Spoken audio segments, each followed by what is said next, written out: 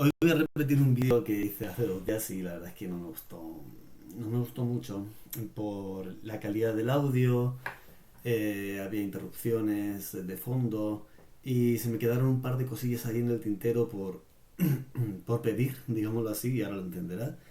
Y es que cuando lo subí a YouTube vi que faltaban esas cosas, vi que la calidad del audio estaba bastante mal y dije, bueno, voy a repetirlo.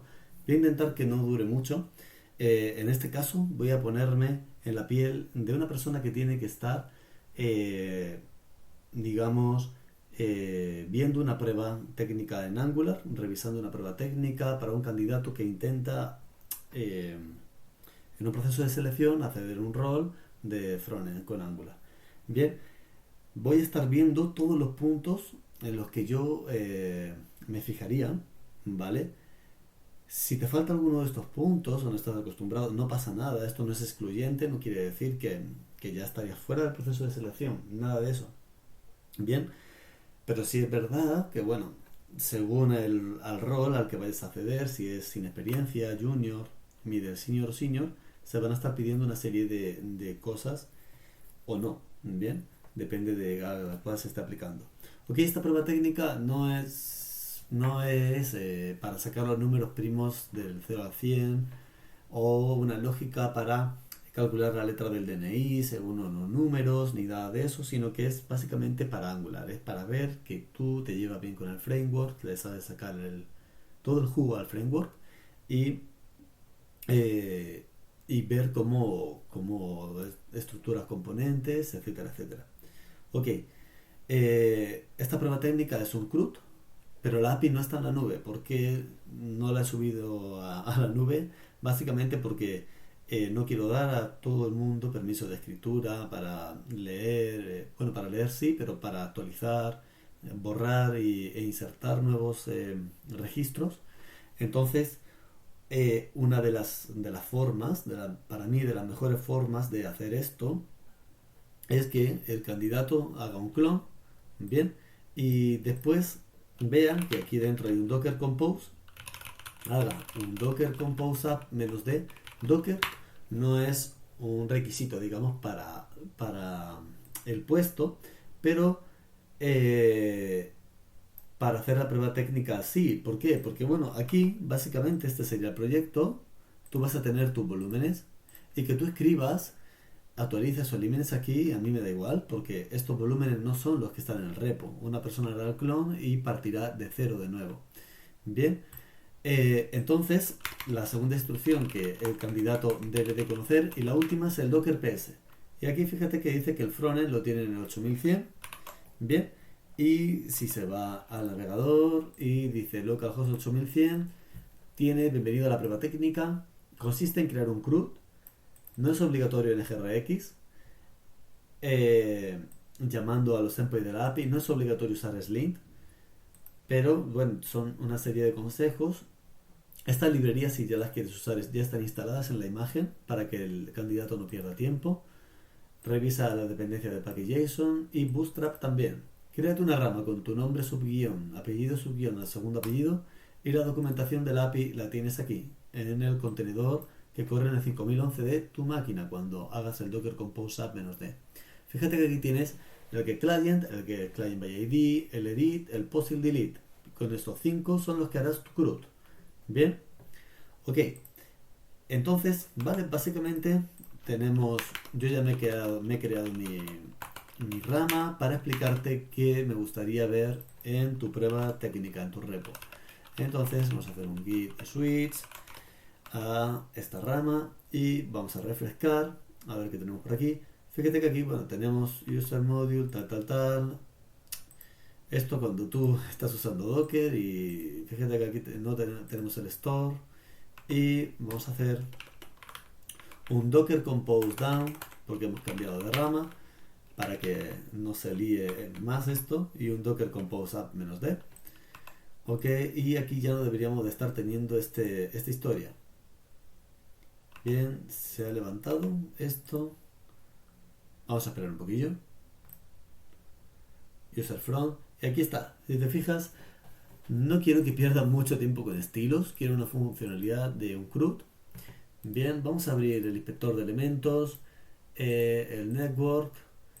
Bien, fíjate que aquí puedes eliminar, puedes editar y pasando el usuario por parámetros a la ruta del update y poco más. No necesito ver mucho más, pero ¿en qué cosas o qué me voy a estar yo fijando? ¿Qué voy a estar cotilleando yo de tu proyecto aquí?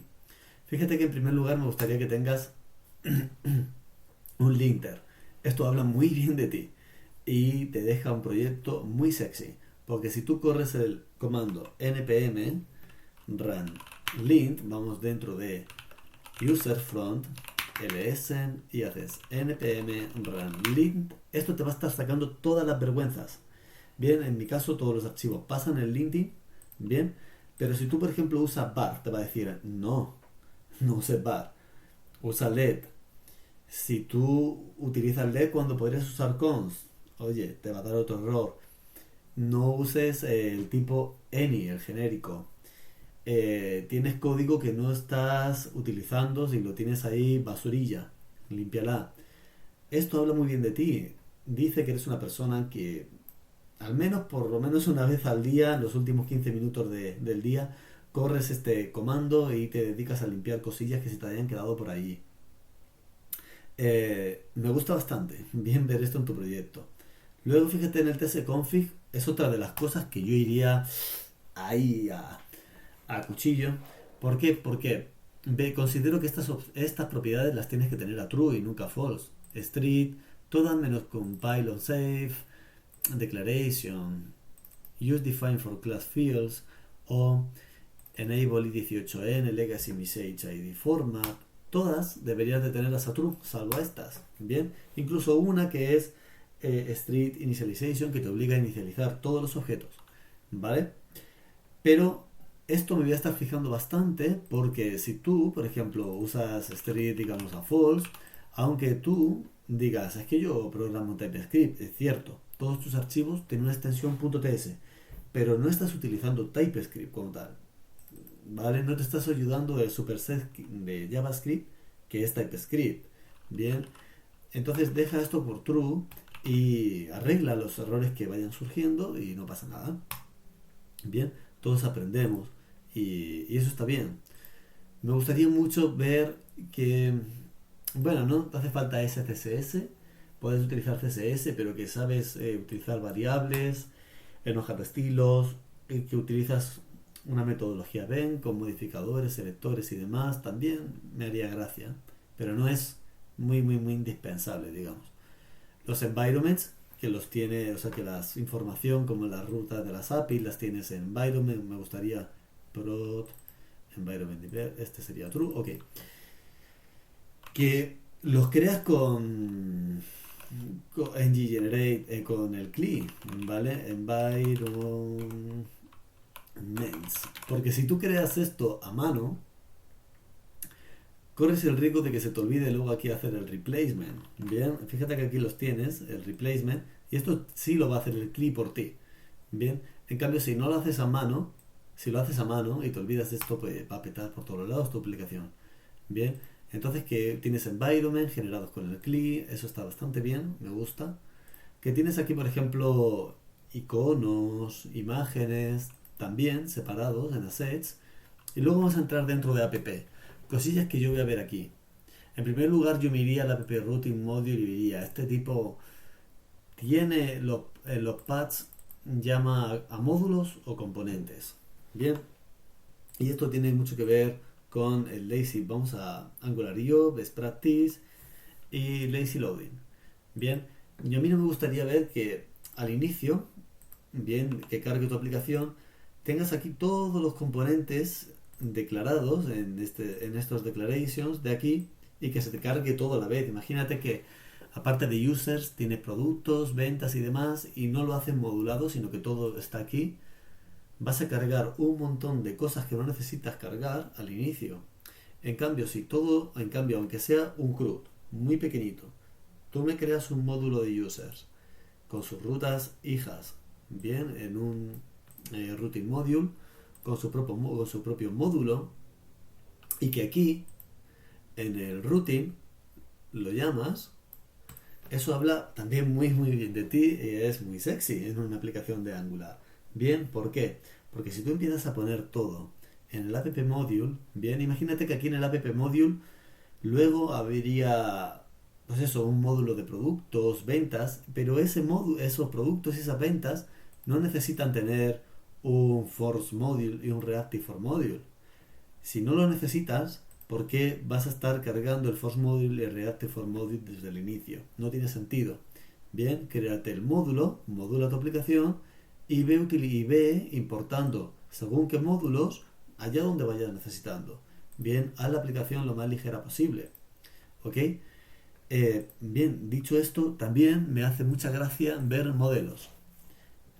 Habla de ti, que eres una persona que tipa las cosas, que no tiene ningún ENI por ningún lado y que indexa las cosas. Este orden es magnífico. Me gustaría mucho verlo porque imagina que aquí en users, component, user list, estamos importando user por algún lado. No. Déjame ver el modelo user, donde lo estoy teniendo. Vámonos al final del todo, que mi proyecto user service, por ejemplo.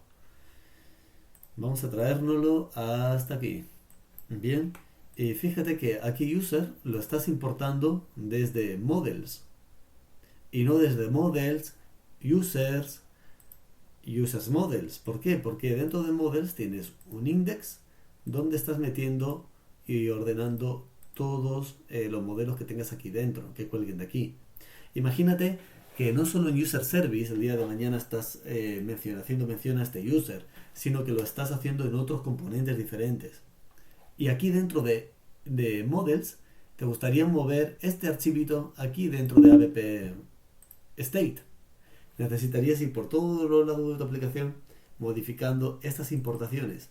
En cambio, si lo tienes así indexado, tan solo te haría falta modificar aquí, decir que, oye, esto ya no va a estar más en users, sino que va a estar en app state, tal. ¿Bien? Ok, indexan las cosas, tiene un orden. Bien, está bien. El store. Esto es un puntazo. Más que los estilos, más que cualquier otra cosa, que un desarrollador, aunque sea para un CRUD, diseña un patrón Redux, bien, con sus acciones dentro de Actions tiene una carpeta user, porque luego puede haber otro módulo y demás, bien, que todo lo recoge en un meta reducer. Luego estos reducers en el app module for root los está metiendo aquí. Lo mismo con meta effects.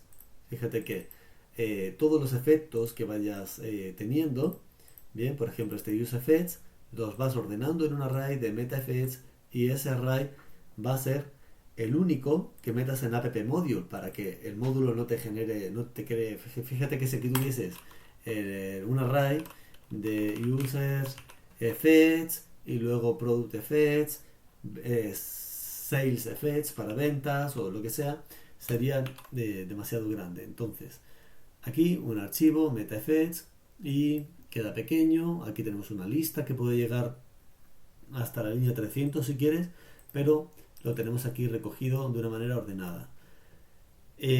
Todo esto me encantaría verlo. Obviamente hay 3 horas o 2 horas y no hay veces que diseñar un patrón Redux toma mucho tiempo.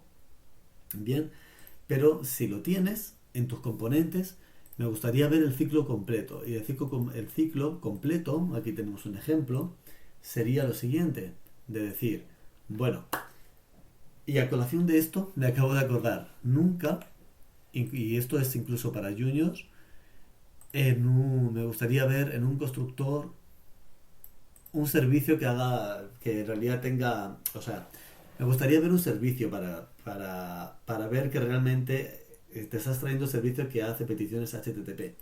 Jamás de los jamás en el constructor de un componente me gustaría ver esto. O sea, de verdad, horroroso. Bien, nunca una petición HTTP debería de ir en un componente. Jamás. A muy malas, te creas un servicio porque no tienes NGRX, un patrón Redux, te creas un servicio y dentro del servicio lo inyectas aquí, perdón, y dentro del servicio tienes la petición HTTP.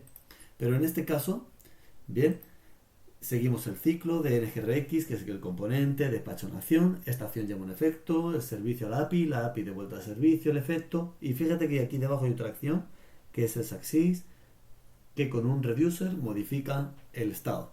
Todos los componentes que estén suscritos, que estén interesados en conocer el valor que emite ese observable, tendrán una copia actualizada del nuevo estado. Bien, fíjate aquí que hay algo interesante y esto ya sería, yo diría ya para seniors, que esto realmente un junior no debería de, un middle senior, bueno sí, middle senior quizá también, pero a un junior yo no se lo exigiría. Bien, y es optimizar las llamadas a la API. Fíjate que si aquí nos vamos al network, cargamos y cargo una sola vez los clientes, que el client.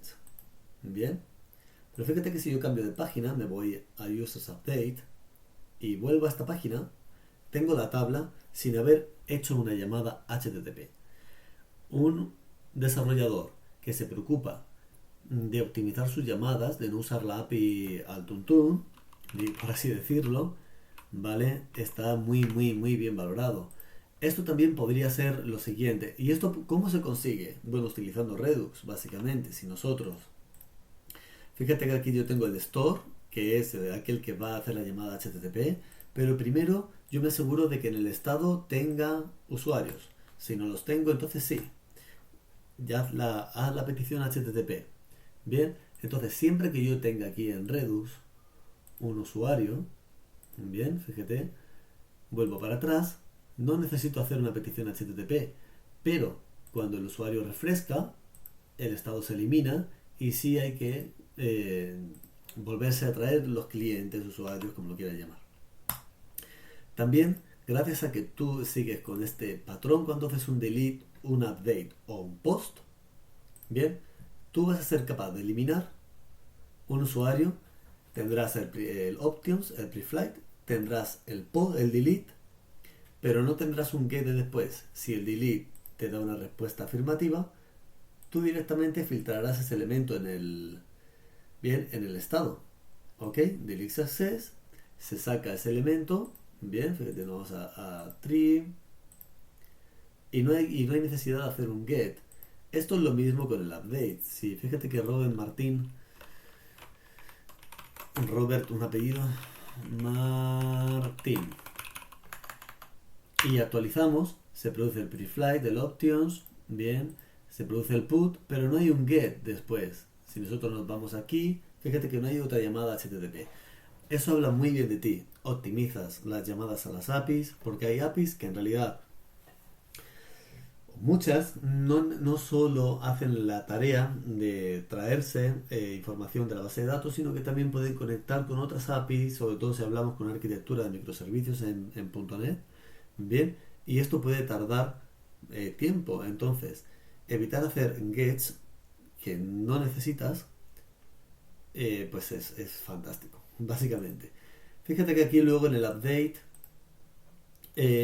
si hacemos... Fíjate que aquí ya tengo todos mis datos, pero si no hemos utilizado el client by ID, ¿cómo es posible esto? Bueno, pues básicamente teniendo aquí los parámetros, bien, y aquí en el update form también me gustaría ver que creas un selector customizado. Bien, antes lo que hemos visto en la lista es un selector de un estado que es users, pero también que eres capaz de crear un selector customizado, por ejemplo, selecciona un usuario por ID. Bien, entonces básicamente lo que hace esto es chequear los parámetros, si existe user ID, y si existe user ID se va a traer del estado aquel registro que tenga ese client, bueno, en este caso client ID. Ok, eso también está bastante bien. ¿Qué más cosillas? Vamos a ver por aquí. El store, users. Vamos a ver. Bueno, que utilizas herramientas de Angular como los validadores de formularios. Bien. Que tus componentes son minimalistas, que tienen el menor número de líneas posibles. Bien, esto es un componente muy simple, yo lo sé, ¿vale? Pero que según las Angular.io y te vas a ese apartado de Best Practice, vas a ver que un componente no debería de tener más de 400 líneas, ¿vale? Y toda la lógica que no pertenezca a ese componente, lo mejor sería llevarla a un servicio, un helper o lo que sea, y estar llamando, inyectando el servicio e invocando ese método en el componente. Intentar sacar toda la lógica que podamos del componente y llevarla a servicios es otra de las cosas que me gustaría mucho ver.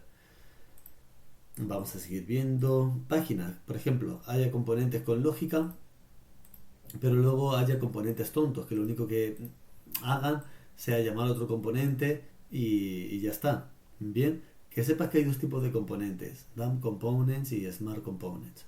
Bien, luego los servicios. Bien, que tengas, por ejemplo, este es el CRUD. Esto me gustaría mucho, no ver ningún any, que seas capaz de ver que lo que devuelve es un observable de tipo número y igual. Y luego en el get está o del tipo usuario. Bien, esto es fenomenal, básicamente, o sea, que no tengas ningún any, que todo lo estés tipando, me gustaría bastante. Y bueno, se está haciendo el vídeo muy largo y yo creo que ya en realidad basta. Yo creo que lo hemos tocado todo. De nuevo, si es una persona en Angular que no tiene experiencia, eh, que está empezando, o no conoces alguno de estas buenas prácticas, por así decirlo, que llámalo como quieras, bien, pero son cosas que son recomendables hacer, bien, no pasa nada. No debes de cumplir con todas estas. Si no cumples con alguna o con ninguna, igual haz la prueba, porque se necesitan muchos desarrolladores de Angular y esto no hay problema, si no lo traes tú, bien, luego dentro de un equipo lo vas a aprender. Pero a mí sí me gustaría, por ejemplo, que una persona supiese, por lo menos, programación orientada a objetos. Eh, una de las diferencias que yo creo que hay en la problemática de Angular, que no tiene React y porque por eso hay más desarrolladores en React que en Angular, no sé si más desarrollo, pero sí más desarrolladores, es que cuando un programador empieza a aprender JavaScript, lo suele hacer con un paradigma funcional y no orientado a objetos. Una persona aprende bien JavaScript y luego da el paso a React y se siente cómodo porque desde hace poco las clases ya se quitaron, creo, y solamente están los hooks, que es a través de funciones. Entonces se va a sentir cómodo. Pero esa persona, si intenta aprender Angular sin antes haber visto el paradigma orientado a objetos y sentirse cómodo, no va a saber qué es esto de implements, qué es esto de constructor, herencia de clases, va a estar muy perdido. Si realmente no manejas programación orientada a objetos y te sientes cómodo con programación con PO, que es también como lo llaman, ese paradigma, ahí sí, yo te diría, pues a lo mejor no es el momento de que intentes aplicar al puesto y haga la prueba técnica. Porque si por lo que sea pasas y te contratan, yo no quiero tener a mi lado, lo digo honestamente, a un programador que está sufriendo, que está sudando la gota gorda porque no sabe qué es cada cosa. Y la verdad, a mí no sé, también me pondría muy nervioso, ¿vale? Entonces, yo suelo pensar bastante en el candidato, no solamente con lo de hacer pruebas técnicas que no superen las 3 horas. Yo creo que incluso las pruebas técnicas a lo mejor no deberían de hacerse, sino que el proceso de selección está bien hecho, bien armado, con unas cuantas preguntas, enseñando un código y a ver, y cuéntame qué hace este código y tal, ya puedes ver las cualidades del candidato, sin necesidad de hacerle perder el tiempo con una prueba técnica. Pero también esto, si por lo que sea llegas a un puesto de Angular sin saber programación orientada a objetos, lo vas a pasar mal. Y los que están alrededor de ti también. Bien, porque no hay todo el tiempo del mundo para poder estar explicando cosas desde lo más básico. ¿Vale? Pero nada, yo de todas formas, siempre mi consejo es, te animo, haz una prueba técnica, a ver qué sale. Bien, aunque muchos de estos patrones o buenas prácticas todavía no las tengas, da igual, esto luego se aprende. Esto luego se aprende en el puesto de trabajo. Bien, entonces no te desanimes. ¿Por qué? porque hacen falta muchos programadores. Hay muchos desarrollos que por la falta de programadores no se empiezan, se quedan a la mitad y no se terminan, ¿vale? Entonces vea por ello y te deseo mucha suerte cuando te enfrentes a una prueba técnica como estas, bien, y que den lo mejor de ti, ¿vale? Bien, nos vemos en la próxima. Si recuerdas, si te gustó el contenido, dale like, suscríbete, dale a la campanita para que te lleguen más vídeos como estos, bien, y nos vemos en la siguiente. Que esté bien.